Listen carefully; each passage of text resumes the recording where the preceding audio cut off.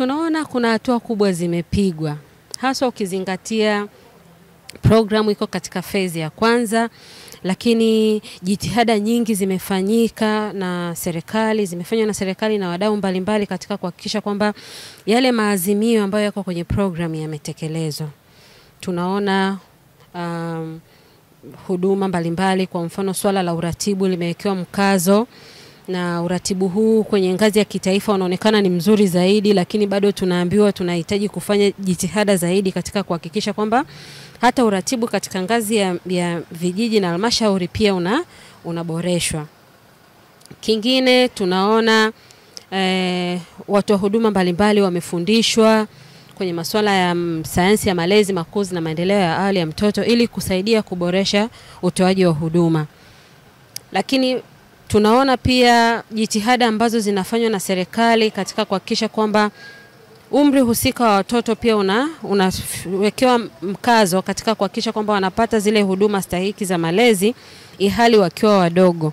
Na tunaona jitihada kubwa zimefanywa na serikali hasa kupitia Wizara ya Elimu katika kuhakikisha kwamba shule hizi ni mandatory, ni wanaweka msisitizo katika kuhakikisha kwamba pre-primary inakuwa ni msisitizo kwenye shule za msingi. Tumeliona hilo.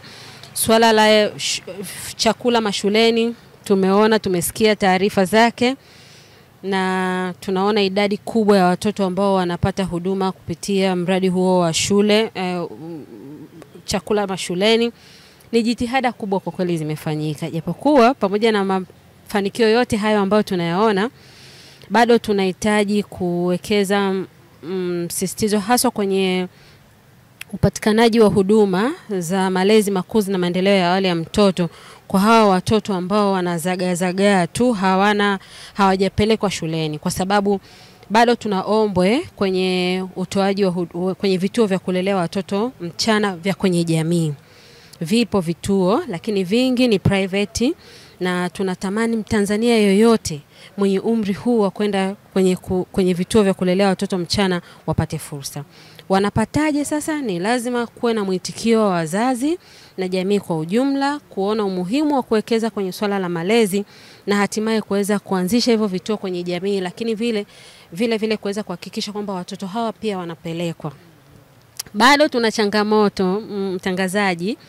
Wazazi wengi bado wanafikiri akimpeleka mtoto shule ni lazima aende kusoma na kuandika. La hasha. Kuna umri maalumu. Kuna umri ambao mtoto anatakiwa kusaidiwa kuchechemuliwa ubongo wake ili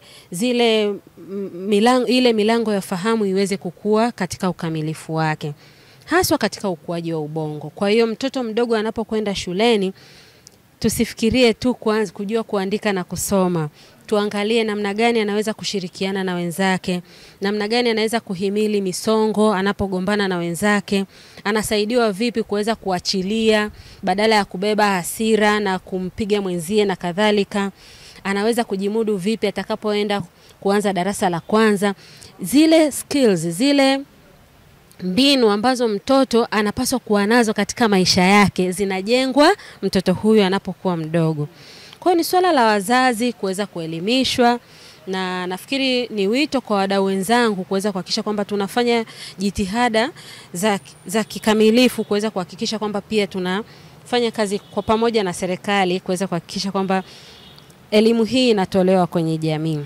Bado tunaombwe kwenye swala la bajeti ya malezi, makuzi na maendeleo ya awali ya mtoto. Ni miongoni mwa mjadala mkubwa ambao umefanyika pale ndani leo, na tunafikiria serikali ni sikivu. Serikali ya Mama Samia Suluhu Hassan ni sikivu, imesikia, na tunaamini kwamba zipo juhudi zitakazoenda kufanyika katika kuboresha kiwango cha bajeti kinachotengwa kwenye swala la malezi, makuzi na maendeleo ya awali ya mtoto. Tunaamini kwamba ukiboresha mwanzo wa hadithi, umeiboresha hadithi nzima. Kwa hiyo tuboreshe umri huu wa watoto wadogo ili tuweze kuwa na taifa lenye tija. Asante sana. Tumeona katika tathmini vyombo vya habari vinatajwa kuleta chachu ya matokeo mazuri ya utekelezaji wa programu hii. Je, nyinyi mmeridhishwa na utendaji wa vyombo vya habari?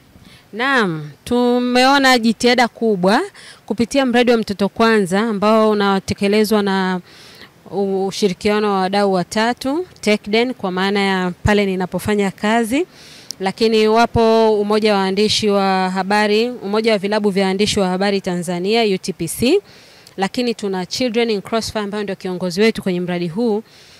Tumeona kazi kubwa sana vinara waandishi wa habari wanaofanya katika eneo hili la malezi, makuzi na maendeleo ya awali ya mtoto.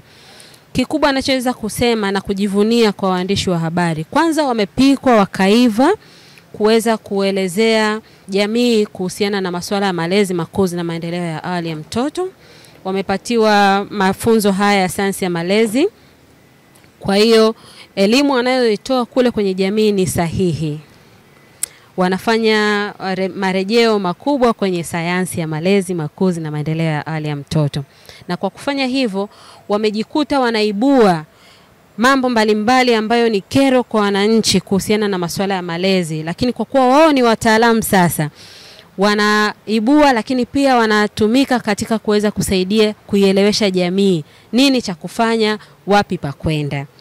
Kwa hiyo tumeona taarifa mbalimbali zikiwa zinatolewa na waandishi wa habari mikoa yote 26 Tanzania bara, lakini vile vile tumeona namna gani serikali kupitia vitengo mbalimbali wamekuwa wakirespond, wakifanyia kazi yale mapendekezo na kero za wananchi juu ya masuala ya malezi, makuzi na maendeleo ya awali ya mtoto. Naamini kama tukishirikiana vizuri kwa pamoja, taaluma hizi mbili, maana ya watendaji wa masuala ya malezi, makuzi na maendeleo ya awali ya mtoto, lakini na idara ya habari, tunaamini jamii itaweza kupata uelewa mpana wa masuala ya malezi, makuzi na maendeleo ya awali ya mtoto. Ni wito wangu, tusikate tamaa, tuendelee kufanya kazi, tuendelee kuwaelimisha kwa ufasaha sayansi hii ambayo si ngeni lakini ni ngeni katika utekelezaji.